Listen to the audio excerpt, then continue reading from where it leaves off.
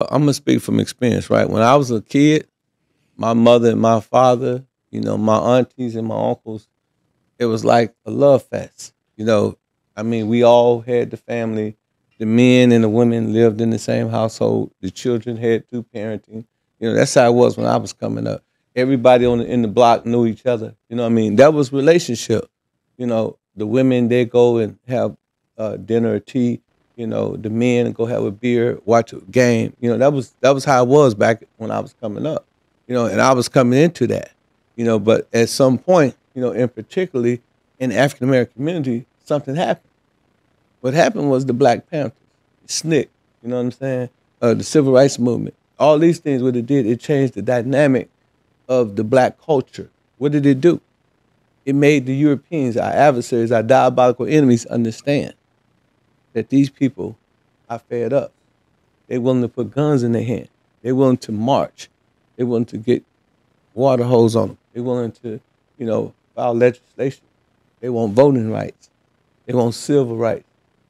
And at this point, they had to devise a plan because at first, President Kennedy gave Martin Luther King whatever he wanted. He got whatever he wanted. What you want, King? Okay, what you want? Johnson, what you want? They did everything we wanted. Then they devised a plan. We got to go after the black family. Okay, so how did they do it, right? Let's be realistic, right? The first thing they did was they put counterinsurgency drugs in our community. Heroin. Y'all could just look on Jersey, walk anywhere in Jersey, back in Newark, a lot of addicts walking around. That was the first thing they do. Who ended up on drugs? The biggest Black Panthers in the world, Tupac Mama and Huey Newton. What is that? What's the odds of them both ending up on heroin? You know what I'm saying? Counterinsurgency drugs. The insurgency is insurrection. That's how you get the Rodney King riots and all the riots in Detroit, right? So now, in 1970, something very crucial happened that we have to tie it all into the relationship side of it, right? The black woman started to partner with the white woman with the white woman liberation movement, which started in 1920 with Susan B. Anthony, right? So now when the black woman partnered with the white woman with the civil rights, she put on a bow tie, she cut her hair short, and she said, I don't need no man. And then another crucial thing happened. They said, okay, we want to help the black community out. We're going to help the black children and the black woman by giving them welfare. But there's only one caveat. The black man can't live in the house. See what I'm saying? You see where I'm going with this? Mm-hmm. So now that the black man and the black woman can't coexist and they can't raise their children together, what happens? The black woman like, hey, I got to survive. Dude, you can't stay here. My social worker on the way over here. You go. I ain't finna get kicked off of you. I got to take care of my babies. Now the black man, he can't be with his woman. What'd he do?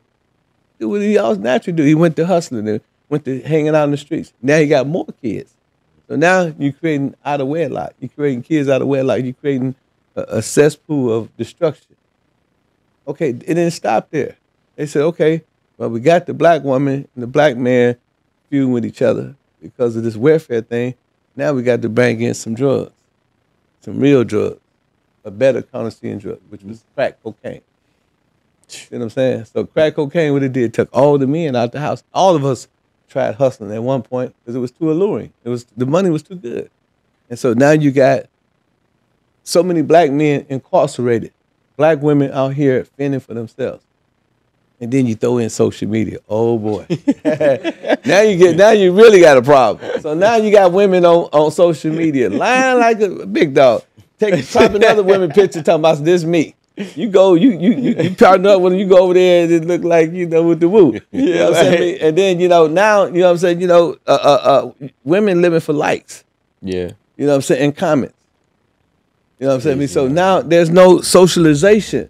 We are social beings. Humans are social beings. There's no socialization, and it's creating a wedge in the relationships. So now women, first of all, and particularly black women, they already, been mixed up by the system. It then already broke up the black family.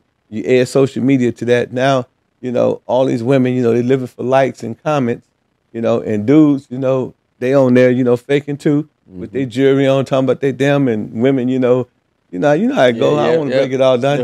Take a whole year to break down social media. But that's what happened. So then another thing that happens is that you got the alpha female.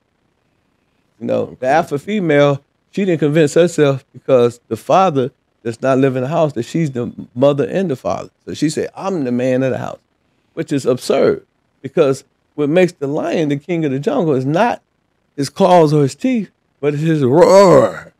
You know what I'm saying? And when the lion roars, it scares the mess out of elephants and giraffes. They get to running like crazy. Here come the lion.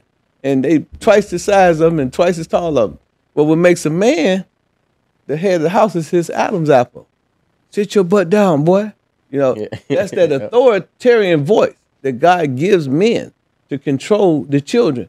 And you know the mother will tell the child that y'all got mamas, y'all know mommy said sit down. She'll tell you 5, 6 times. Daddy say sit down, you sit down one time. You know, so all that got something to do with relationship. And then little girls are very precious. You know what I'm saying? You know, I got a little daughter. You know, I got several daughters. And when they were young, they all want to play with Barbie.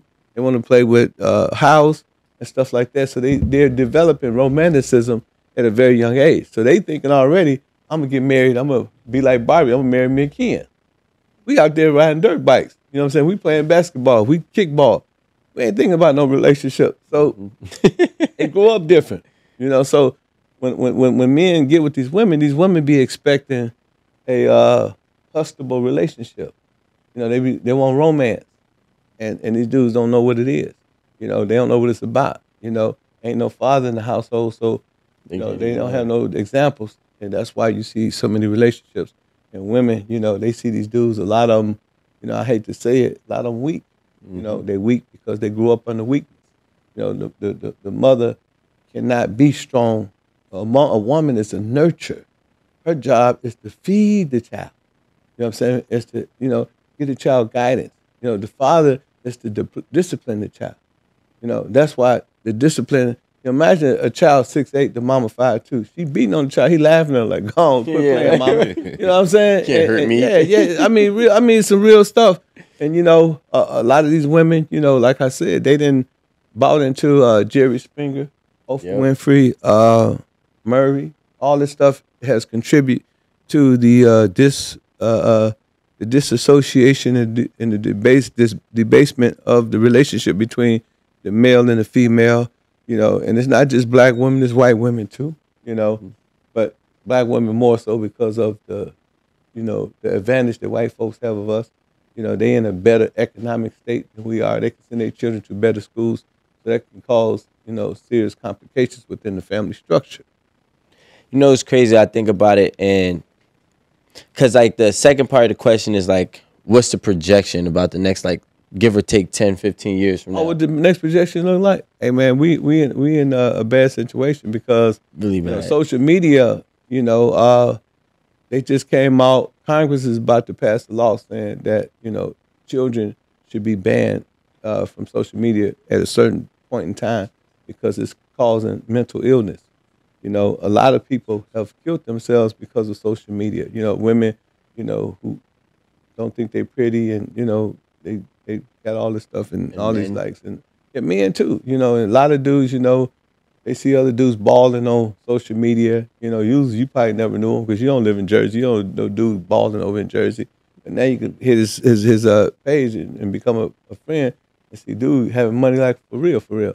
You know, so that's all that's going to it. Then, you know, the funny thing that here's where we go. This is where we go correlate, right? Have you ever went to a restaurant in 2024? Just sit there. Just go by yourself and just sit there and look at all the couples. What are they doing? On their phone? They this. The whole restaurant, not just black, white. So that's causing a wedge in the relationship too. You know, usually, you know, you had to, you know, because, you know, you can take them out to eat. You got the Mac, you know, you want to go home, have a little fun, so you got to do a little Mac, and you got to talk a little smoothness, right? You know, laughing. I mean, she don't need no company now. She got her phone. You know, he don't need no company. He got his phone. You know, and Lord knows what they're doing on the phone. So, I mean, it's like Setting up the next play. Yeah, setting up the next play. So it's kind of difficult for people to say that, you know, we're going to get even better in the future because, you know, one of the main things that's, you know, causing the problem is getting better at what it do. You know, I mean, IG is getting better. You know, the app is, you can actually make women make themselves look cute on IG. They got what they call them filters now. Oh, I got green eyes, honey. Yeah. You know what I'm saying? I mean, so you know that Photoshop is real. And you know, you look at them, and you know, you look at AI. They got AI pictures. Like, man, mommy fine, man, mommy. You can change the whole, like you can make yourself look like you on vacation. Yeah, like that's the craziest part. So that's, I mean, that's the problem that I see. I see that it's getting worse in the future. But you know, who knows, man? You know, life is always, you know, like even during the time of Jesus. You know, I think in Muhammad, you know, Prophet Muhammad. You know, they said during the Prophet Muhammad time, may the peace and blessing of Allah be upon him. They said that it was 365 gods in the Kaaba. That's in the Abraham house of Abraham. They call it the Kaaba now in Mecca. Prophet Muhammad had to clean all them people up because they were idolatrous. They believed in idols. He had to change their whole mentality, and he did. He changed the whole nation of people. You know, Elijah Muhammad did the same thing. You know, Daddy Grace did the same thing. T.D. Jakes is doing that over there at the Potter House. You know, every now and then it come a great savior or a great person who can probably ameliorate or change the mentality of the people. And I think that's important because right now, so I feel like I'm at that age. I mean, majority of the people where I grew up, we didn't have dads, right? Mm-hmm. So, you know, if you had a dad, you was lucky. Not necessarily. Yeah. No, I mean, like, you know what I'm saying? Like, because like, and it's so crazy because I would have traded spots with you, man. My dad, I got so many extension cord whips on my back from having a dad. Man, I used to get beat down. No. Listen, trust me, I get it. But I mean, like from the kids, like we were jealous. What I'm saying, like you were lucky from the outside. You lucky you got both parents. I mean, I'm just talking mess. Yeah. Yeah. Look, don't get me wrong. I used to get my ass whooped, right? But I needed it. But regardless, what I'm trying to say is, and now I remember when I got to like 17, 18, I started to be able to see the difference between the men who were really feminine, you know what I'm saying, and had that weakness about them that only another man can identify. Yeah, I talked about that one time in a podcast. I said, you know, the only irony about not being up with your dad is that when your mama leave, you trying on her shoes, you put on her wig, you playing with her lipstick, you know what I'm saying? And you doing it as a kid. Because, you know, me, I'm trying on my father's razor.